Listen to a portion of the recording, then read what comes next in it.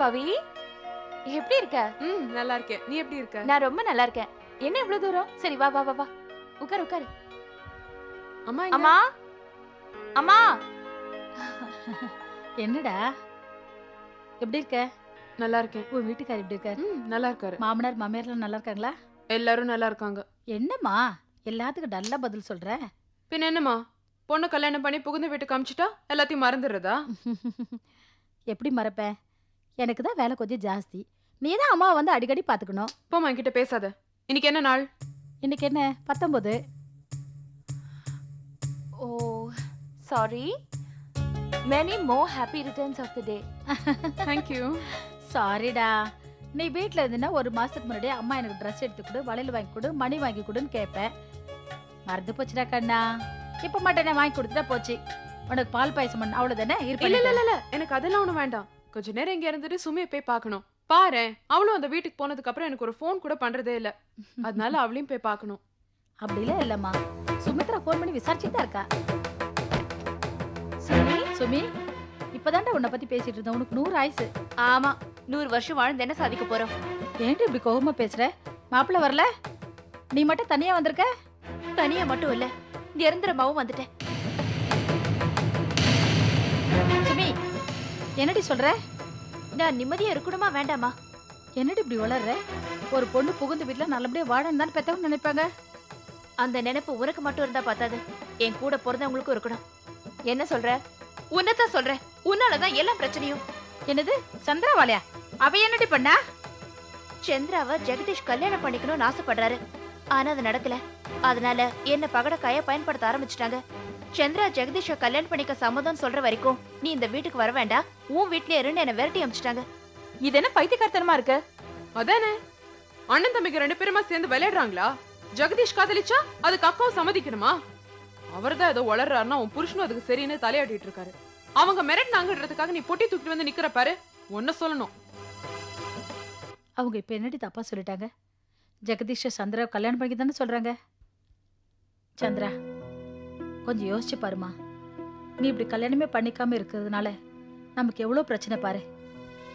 ஏற்கனவே பவித்ரா வீட்டுல உன்னை வாடகை தாயா இருக்க முடியுமான்னு கேட்டாங்க. பவித்ராக்கு இன்னைக்கு இருக்கிற அந்த அனாதை குழந்தைக்கு நாளைக்கு உறவு கொண்டாடிக்கிட்டு யாராவது வந்துட்டாங்கன்னா அந்த குழந்தைய பவித்ரா பிரிய வேண்டி வரும். ஏற்கனவே உன்னை வாடகை தாயா இருக்க முடியுமான்னு அவங்க மாமியார் கேட்டாங்க. அவங்க வாயெல்லாம் அடைக்கணும்னா நீ கண்டிப்பா கல்யாணம் பண்ணிதாண்டா ஆகணும். உண்மையிலே உன் தங்கச்சி மேல பாசமும் அன்பும் இருந்ததுன்னா, அவங்க வாழ்க்கையெல்லாம் நல்லா இருக்கும்னு நீ நினைச்சினா கண்டிப்பா கல்யாணம் பண்ணிக்கோமா. அப்படி நீ கல்யாணம் பண்ணிக்கிறதா இருந்தா நீ ஏன் ஜெகதீஷை கல்யாணம் பண்ணிக்க கூடாது? ஒன்ன விரும்புறவங்கள நீ கல்யாணம் பண்ணிக்கிட்டாதான் உன் வாழ்க்கை நல்லா இருக்கும்.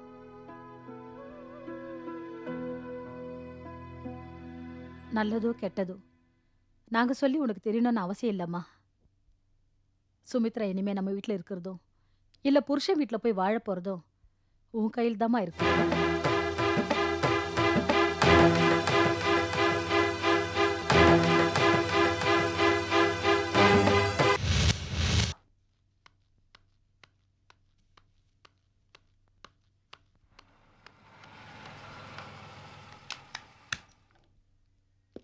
சந்திரா,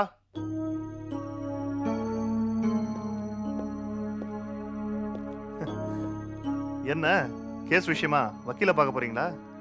அது உங்களுக்கு தேவையில்லாத விஷயம். சுமித்ராவை எதுக்காக எங்க வீட்டுக்கு அமிச்சீங்க? உங்க ஆசையை நிறைவேற்றிக்கணுங்கிறதுக்காக சுமித்ராவை பயன்படுத்திக்கிறீங்க இல்ல? இதனால அவ எதிர்காலம் என்ன ஆகுன்னு யோசிச்சு பாத்தீங்களா? சந்திரா, நீங்க ஏன் எல்லாத்தையும் ஒன் சைடாவே யோசனை பண்றீங்க? இதுல உங்க தங்கச்சியோட வாழ்க்கை மட்டும் இல்ல, என் தம்பியோட வாழ்க்கையும் தான் சம்மந்தப்பட்டிருக்கு. இன்னும் கொஞ்சம் டீப்பா பாத்தீங்கன்னா உங்க வாழ்க்கையும் என் வாழ்க்கையும் கூட தான் சம்மந்தப்பட்டிருக்கு. எனக்கு உங்க வாழ்க்கையை பத்தி அக்கறை இல்ல. என்னோட தங்கச்சி வாழ்க்கை தான் எனக்கு முக்கியம். தயவு செஞ்சு அதுல விளையாடாதீங்க. நான் யாரோட வாழ்க்கையிலையும் விளையாடல. என் வாழ்க்கைய நல்லா வாழணும்னு நான் ஆசைப்படுறேன்.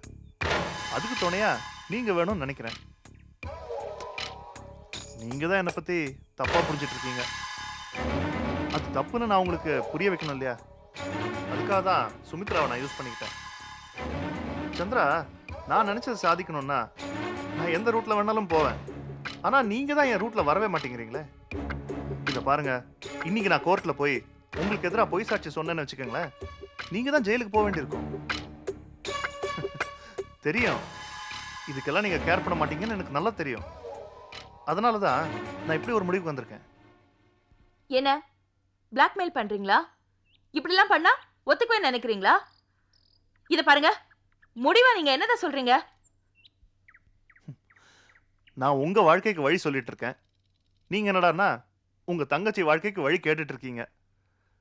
ரெண்டு மேட்டருக்குமே ஒரே வழிதானே. ஏன் யோசிக்க மாட்டேங்கிறீங்க? கொஞ்சம் யோசிச்சு பாருங்க, புரியும். நீங்க தான் ரொம்ப புத்திசாலியாச்சே, யோசிச்சு பாருங்க.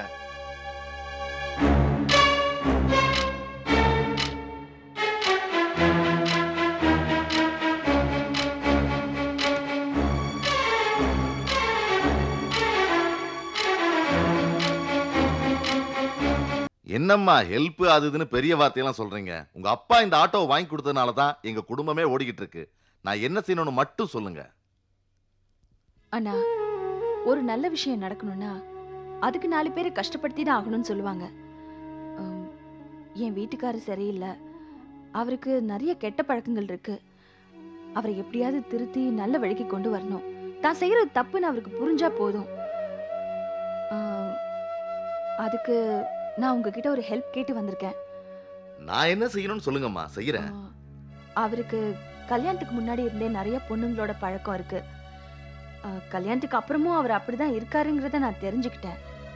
அவரால் பாதிக்கப்பட்டவங்க நிறைய பேர் இருக்காங்க. அவங்கெல்லாம் வந்து இது வரைக்கும் என் வாழ்க்கைக்கு ஒரு பதில் சொல்லுன்னு கேட்டதா தெரியல. ஆனா அப்படி ஒருத்தவங்க வந்து கேட்டாதான் அவர் மனசு திருந்துவாருங்கிற நம்பிக்கை எனக்கு இருக்கு. அதுக்காக நான் ஒரு பிளான் வச்சிருக்கேன். அதுபடி நீங்க நடந்தீங்கன்னா எனக்கு ரொம்ப ஹெல்ப்ஃபுல்லா இருக்கும். இல்லம்மா, ரொம்ப பெரிய இடம் அது. அத பத்திலாம் நீங்க கவலைப்படாதீங்க. நான் சொல்றபடி நீங்க எங்க வீட்டுக்கு வந்து எல்லாருக்கும் முன்னாடி பேசினா போதும். மத்ததெல்லாம் நான் பாத்துக்கிறேன்.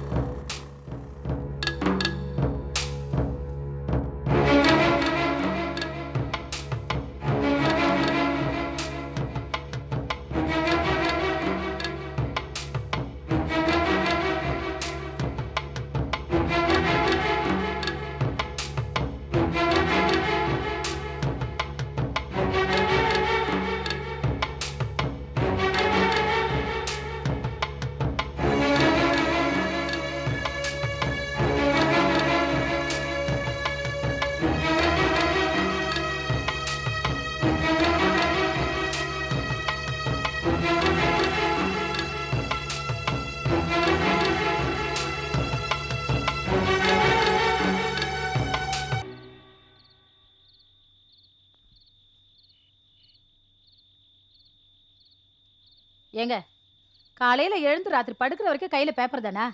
ஊர்ல என்ன நடக்குது, உலகத்துல என்ன நடக்குதுன்னு பேப்பர் படிச்சு தெரிஞ்சுக்கிறீங்க. வீட்டுக்குள்ள என்ன நடக்குதுன்னு கொஞ்சமாவது கவனிக்கிறீங்களா? என்னம்மா அப்படி சொல்லிட்ட? நானும் வீட்டில் என்ன நடக்குது என்ன ஏதுன்னு அப்பப்போ கவனிச்சுட்டு தானே இருக்கேன். கவனிச்சு என்ன பிரயோஜனம்? கொஞ்சமாவது கண்டுக்கிறீங்களா? உங்க பொண்ணு மேல அக்கறை இருந்தா இப்படி பொறுப்பு இல்லாம பேப்பர் படிச்சுட்டு இருப்பீங்களா? என்னம்மா செய்ய சொல்ற? கல்யாணம் பண்ணி கொடுத்த சுமித்ரா இன்னைக்கு வீட்டுக்கு வந்து சேர்ந்துட்டா. பெரிய பொண்ணு கல்யாணமே பண்ணிக்க மாட்டேன்னு அடம் பிடிக்கிறா. ஜெகதீஷ் தேவையில்லாம பிரச்சனை எல்லாம் பண்ணிட்டு இருக்கான். நல்லா இருந்த மாப்பிள்ளையோட மனசை கலைச்சிட்டான். 5 பொண்ணுங்களை பெத்தா அரசனும் ஆண்டின்னு சொல்லுவாங்க. நம்ம 4 பொண்ணுங்களை பெத்துட்டு நாய்ப்படாத பாடுபட்டுட்டு இருக்கோம். ஒரு பொண்ணாவது சந்தோஷமா வாழறாள் நான் சந்தோஷப்பட்டுட்டு இருந்தேன். இன்னைக்கு அவளை பெட்டி தூக்கிட்டு கண்ணை கசிக்கிட்டு வந்து நிக்கிறா. இதுக்கெல்லாம் யாருங்க காரணம்? ஜெகதீஷ் தானே. அவனை எதுக்காக சும்மா விட்டு வச்சிருக்கீங்க? 4 வார்த்தை நறுக்குன்னு போய் கேளுங்க. இதுல நம்ம 2 பொண்ணுங்களோட வாழ்க்கையே அடங்கியிருக்கு.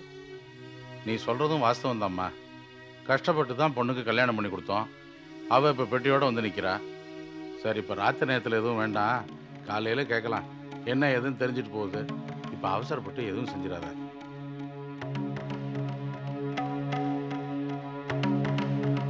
அப்பா,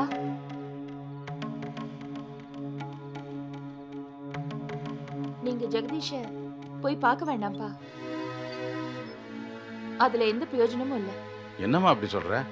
ஏன் என்ன போய் ஜெகதீஷை பார்க்க வேண்டாம்னு சொல்ற? நான் ஜெகதீஷ மீட் பண்ணேன்ப்பா. அவர் எதுக்குமே பிடி கொடுத்து பேசவே மாட்டேங்கிறாரு.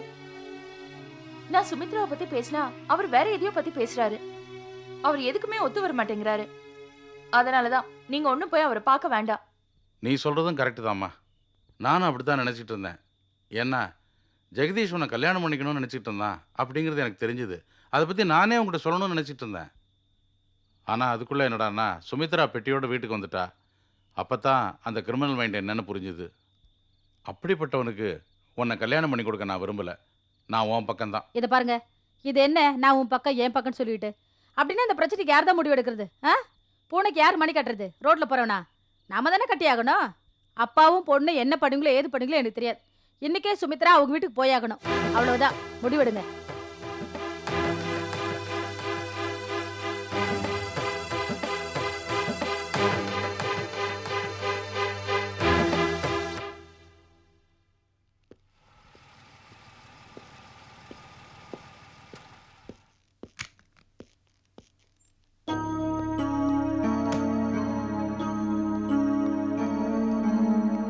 டேய், இப்ப என்னதான் பண்றதா இருக்க? இப்ப நீ உள்ள போய் என்னடா சாட்சி சொல்ல போற? சந்திராவுக்கு சாதகமா சாட்சி சொல்ல போறியா, இல்ல அவளை இந்த கேஸ்ல மாட்டி விட போறியா? டேய், நான் பாட்டு கேட்டுட்டே இருக்கேன், நீ இப்படி பதில் சொல்லாம சிரிச்சிட்டு இருந்தா என்னடா அர்த்தம்? டேய், என் சிரிப்புக்கு என்ன அர்த்தம்னு உனக்கு தெரியாதா? சரி,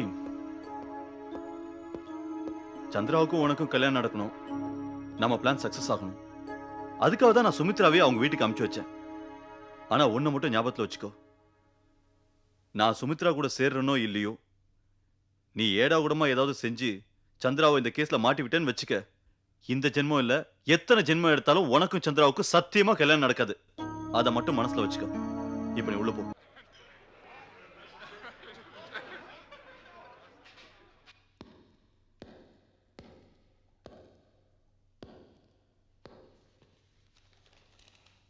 ஜெகதீஷ், ஜெகதீஷ், ஜெகதீஷ்.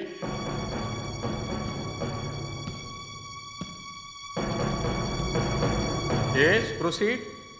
மயிலான், குற்றவாளி கூண்டில் இருக்கும் இந்த ஜெகதீஷ் மிகப்பெரிய குற்றம் புரிந்திருக்கிறார்.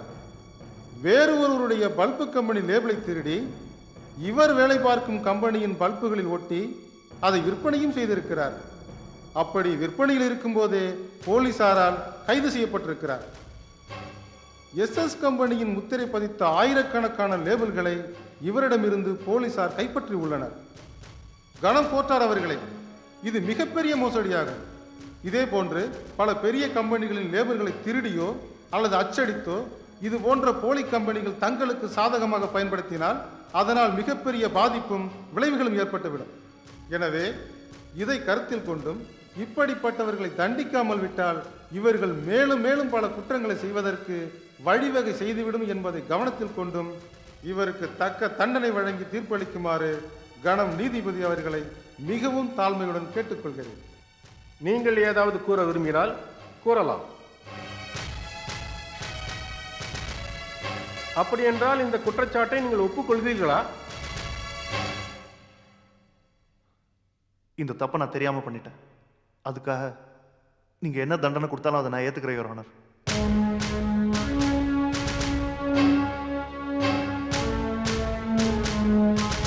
இருதரப்பு வக்கீல்களின் வாதங்களையும் அவர்கள் கொடுத்துள்ள ஆதாரங்களையும் வைத்து பார்க்கையில் குற்றம் நடந்தது நிரூபிக்கப்பட்டுள்ளது. குற்றவாளி ஜெகதீஷ் தானே முன்வந்து குற்றங்களை ஒப்புக்கொண்டபடியால் அவரது நடவடிக்கைகளை பரிசீலித்து இந்த நீதிமன்றம் அவருக்கு 1 லட்சம் ரூபாய் அபராதமும் 1 மாத கால சிறை தண்டனையும் விதித்து தீர்ப்பளிக்கிறது.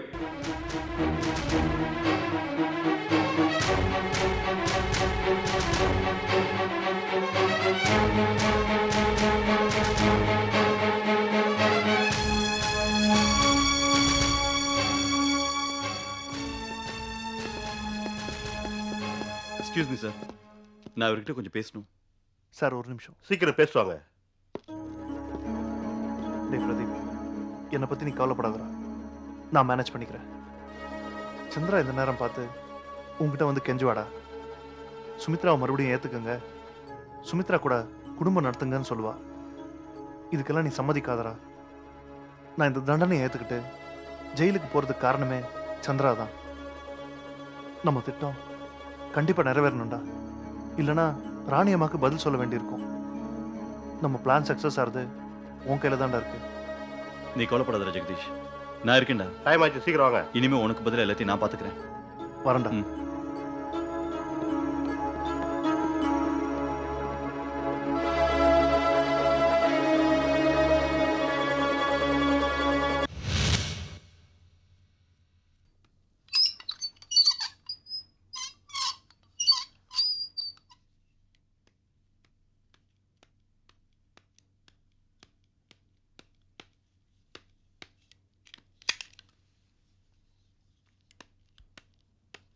ஓ வாம்மா. சந்திரா, என்னம்மாச்சு? கோர்ட்டில் தீர்ப்பு சொல்லிட்டாங்களா? என்ன சொன்னாங்க? என்னம்மா என்னாச்சுன்னு சொல்லுமா. தீர்ப்பு கொடுத்துட்டாங்கப்பா. தப்பெல்லாம் தான் பண்ணதா ஜெகதீஷ் ஒத்துக்கிட்டாரு. அதனால 1 மாசம் ஜெயில் தண்டனையும் 1 லட்சம் ரூபாய் அபராதமும் கொடுத்திருக்காங்க. ஆமா, தீர்ப்பு முடிஞ்சு ஜெகதீஷை பாத்தியா? அவர் முகத்தையே பார்க்க பிடிக்கலப்பா. நான் வந்துட்டேன். ஜானகி, வரேன். சந்திரா கோர்ட்டுக்கு போயிட்டு வந்துட்டா. கோர்ட்டில் தீர்ப்பு சொல்லிட்டாங்களாம். என்னவா? ஜெகதீஷுக்கு 1 மாசம் ஜெயில் தண்டனை கொடுத்துருக்காங்களாம். அதோட 1 லட்சம் ரூபா அபராதமும் போட்டிருக்காங்களாம். ரொம்ப நல்லதா போச்சு. கவலையை விடுங்க. சுமி ரூம்ல படுத்து தூங்கிக்கிட்டு இருக்கா. அவளை உடனே எழுப்பி அவங்க வீட்டுக்கு அனுப்பி வச்சிடுறேன். ஏம்மா? என்னம்மா இப்படி கேட்டுட்டேன்? ஜெகதீஷ் 1 மாசம் ஜெயிலில் இருக்க போறான். மாப்பிள்ளை தனியா இருக்க போறாரு. இந்த நேரத்தில் தானே இவங்க 2 பேரும் பேசி சமாதானம் முடியும். நான் உடனே அனுப்பி வைக்கிறேன். இரு.